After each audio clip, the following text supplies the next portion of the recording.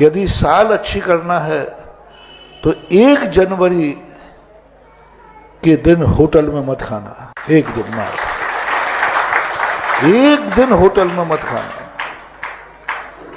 बस 1 दिन की बात है, पूरे साल भर में बिल्कुल नहीं रुका। 1 दिन होटल में नहीं खाना, 1 दिन पराये हाथ का भोजन नहीं करना।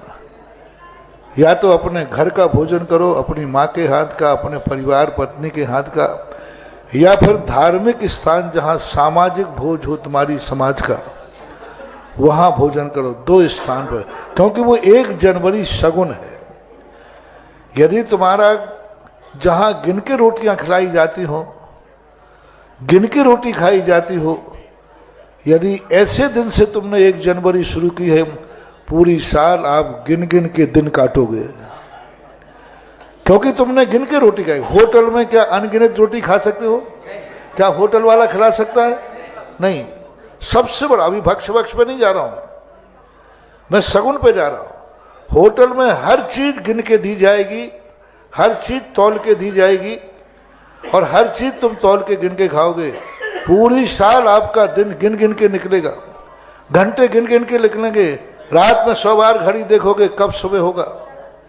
पैसे की तंगत आएगी, 1-1 रुपया गिन गिन करके खर्च करना पड़ेगा, क्योंकि आपने 1 जनवरी को गिन करके रोटी खाई। और घर में रोटी खाओगे तो पूरी साल भर आपके जीवन में कभी दिन गिनना नहीं पड़ेगा। और या फिर आप सब लोग मिलकर के धार्मिक आयोजन करो। क्या धार्मिक आयोजनों में भोज होते हैं वहां गिन के खिलाया जाता है? नहीं। 1 सगुन। दूसरा सगुन, वहां जो अपशगुन दूसरा के, वहां कौन खिलाने वाला है, किस भावना से खिलाने वाला है, उसकी दृष्टि कमाई पर है, शोषण पर है। उसकी दृष्टि है कि हम जितना ज्यादा इससे चूस सकें और जितना गंदा खिला सकें। होटल वाले के यहाँ एक ताजा वस्तु रखी है और एक बासी रखी है, वो पहले कौन खपाना चाहेगा? गंदी वस्तु खिलाना चाहेगा, तुमसे अधिक ऐंठना चाहेगा।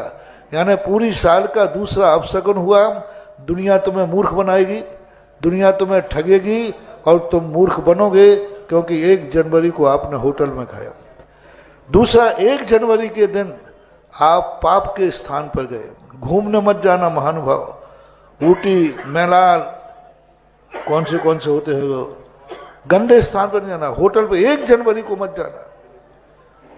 1 जनवरी के दिन 24 घंटे आप किसी होटल में मत ठहरो। आप ऐसे कोई हिल स्टेशन पर नहीं जाना जहां लोग, पापी लोग जाते हैं, जहां देख करके राग द्वेष जागते हैं, जहां देख करके मन में बुरे भाव जागते हैं, जहां जाते ही मन में वासनाएं जागती हैं।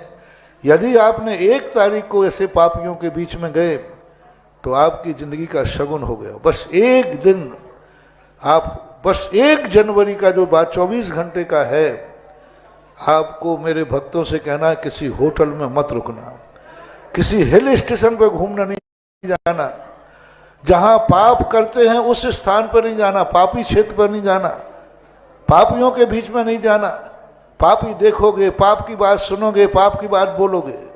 देखोगे तो पाप, सुनोगे तो पाप, बोलोगे तो पाप, सोचोगे तो पाप। ऐसे पापी स्थान पर जहां राग देश की स्थिति बनती है, वहां नहीं जाना। 1 जनवरी को, एक जो आपका 1 तारीख है, उस 1 दिन, बस 1 दिन सुबह उठ करके उसको देखना जिसको देखने से राग देश ना होता हो, जिसको देखने से पाप नहीं, पाप शांत होते हो। उस दिन भगवान का अभिषेक करो, अपने भगवान के साथ व्यतीत करो। भगवान सबसे ज्यादा पवित्र है। उस दिन अपने गुरु महाराज के साथ व्यतीत करो। उस दिन होटल में नहीं, किसी तीर्थ क्षेत्र पर व्यतीत करो, पवित्र स्थान पर करो।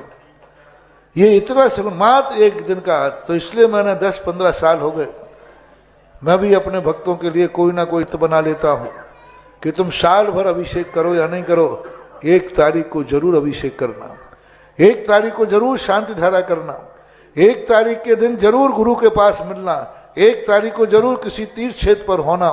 ये पहला दिन सगुन है। ये 24 घंटे तो हम पवित्र आत्मा के बीच बिताएंगे। तो सारे भारत के लोगों को इस निमित्त से आने वाली है 15-20 दिन है, 15 दिन पहले से हर व्यक्ति के लिए, कल के दिन फिर मत कहना महाराज जी हमारे यहाँ बहुत अब आमदनी नहीं है, कभी धंधा ही नहीं चल रहा है। कल के दिन तुम्हें कोई खाने के लाले पड़े, दिन गिनने से ना गिन सको। मैं अब पूछने लगा हूँ, आजकल मैं बहुत होशियार हो गया हूँ। कोई व्यक्ति आता है तो मैं 2-4 बातें सोचते लग रखा हूँ, क्यों 1 तारीख कहाँ थी तुम्हारी?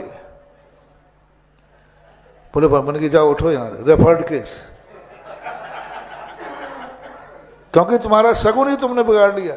1 तारीख को तुम घूमने गए थे क्या? बोले गए थे। मैंने कि जाओ, तुम्हारी जिंदगी में मेरा आशीर्वाद, मेरा गंधोदक, शांति धारा काम नहीं कर सकती।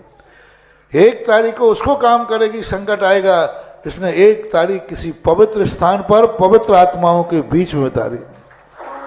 और अभी ये कह रहे हैं यदि 31 और 1 तारीख को कार्यक्रम करना चाह रहे हम, तो विश्व का सबसे बड़ा तीर्थ क्षेत्र कोई है